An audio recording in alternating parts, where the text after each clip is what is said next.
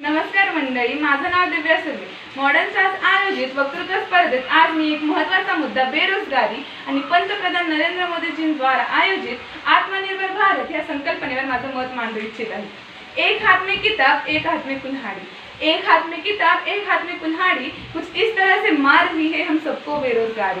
बढ़ रही है जनसंख्या, बढ़ रही है लाचारी, बढ़ रही है जनसंख्या, बढ़ रही है लाचारी, कुछ इस तरह से मार रही है हम सबको बेरोजगारी।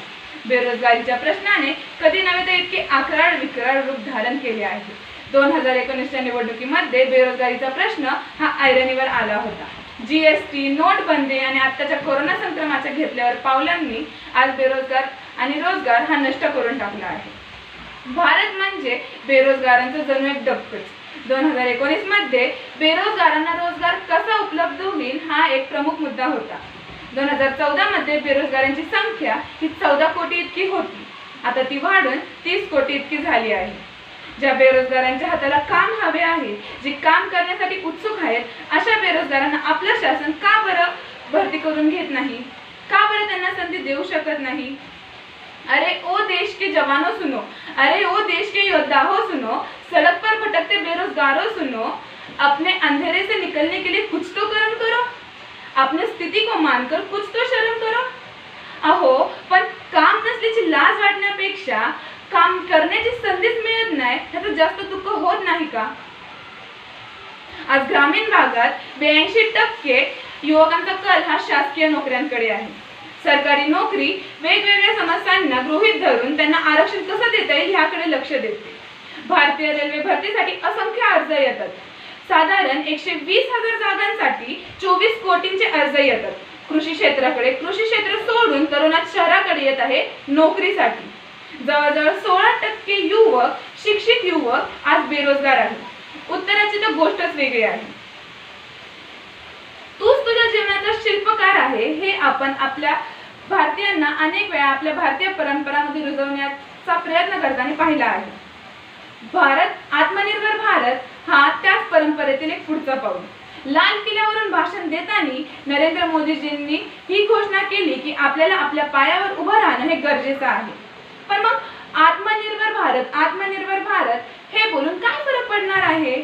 आत्मनिर्भर भारताचं आव्हान देऊन, आत्मनिर्भर भारताचा डंका पिटवून आपण खासगी आणि औद्योगिक अनुभवामुळे आपण स्वदेशीकडे वळणार आहोत का? प्रश्न हा आहे की आत्मनिर्भर भारत म्हणजे नक्की काय? आत्मनिर्भर भारत म्हणजे भारताने सशक्त व्हायला हवं, भारताने आपल्या पायावर उभं राहून खंबीर राहून स्वावलंबी म्हणजेच आत्मनिर्भर होण्याची गरज आहे। आत्मनिर्भर भारताचा उद्देश केवळ कोरोना संकटाला तोंड देणे हा नसून भारताचं भविष्य हे कसं पुनर्निर्मित करता येईल याकडे लक्ष दिलं पाहिजे।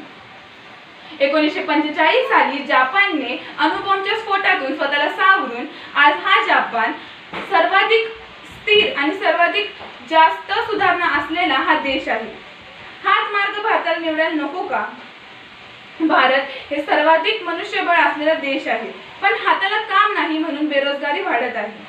पण मग आपण ह्यासाठी काय करू शकतो हा प्रश्न तुमच्या मनात येत नाही का? आपल्याला ही लढाई लढावी लागणार आहे। आत्मनिर्भरतेची लढाई ही आपणच लढणार आहोत। पण मग ह्यासाठी एकट्याने चालायला काही हरकत नाहीये। आपण एकटं चालून सुद्धा गांधीजींच्या एकला चलो रे या मार्गावर जाऊ शकतो। या लढाईत आपल्याला कोणाला मारायचं नाहीये, तर भारताची अर्थव्यवस्था जिवंत ठेवायची आहे। या लढाईत आपल्याला बॉर्डरवर जाऊन नाही तर दुकानात जायचं आहे। या लढाईत आपल्याला तलवार नाही तर आपल्या सुविधा आणि संधींना उचलायचं आहे। आणि हा संकल्प घ्यायचा आहे की मेड इन इंडिया मालाचाच वापर करणार, कारण मेड इन इंडिया माल वापरला तर आपण आपल्या अर्थव्यवस्थेला तसंच भारताच्या व्यवसाय क्षेत्राला योगदान देतो। यामुळे रोजगार पण वाढेल, पण त्यातून मिळणारा हा पैसा हा भारतातच राहतो।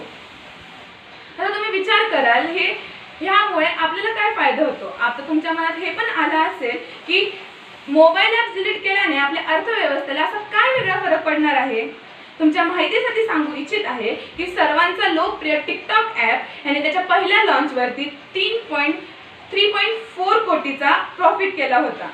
तसंच तरुणांची आवडती पबजी ही प्रत्येक महिन्याला 4.9 करोडचा प्रॉफिट हा फक्त भारतातूनच कमवते। तर हे ॲप्स डिलीट करायचे नाही का ठेवायचे, हा आता तुमचा प्रश्न आहे। आपण विचार करतो की महायुद्धानंतर जापान, रूस आणि जर्मनी यांचे उदाहरण देऊन आपण बोलतो की हे देश सर्वाधिक डेव्हलप्ड आहेत किंवा सर्वाधिक सुधारलेले देश आहेत। का? कारण त्यांच्यातील प्रत्येक नागरिकाच्या मनात होतं पुनर्निर्मिती। आपण जर पुनर्निर्मितीचा निश्चित नाही तर आपण प्रयत्न तर करू शकतो, कारण प्रयत्न करणाऱ्यांना आणि प्रगतीच्या वाटेवर चालणाऱ्यांसाठी आपल्या लोकल्सला फरक पडतो। तर लोकल फॉर वोकलचा अर्थ हाच मला वाटतो। तर तुमच्या मतीने तुम्हाला लोकल फॉर वोकल्सला सपोर्ट करायचा आहे का नाही हा तुमचा प्रश्न आहे। तर चला भारताच्या आतली ही लढाई लढूया आणि मेड इन इंडियाला सपोर्ट करूया, कारण मी मेड इन इंडिया माल घेऊन स्वदेशी बनणार आहे। तुम्ही पण देणार का माझा साथ? थँक्यू।